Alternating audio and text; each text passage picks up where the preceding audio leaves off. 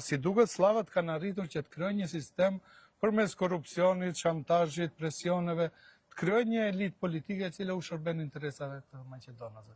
Nuk përfaqëson interesat e shqiptarëve.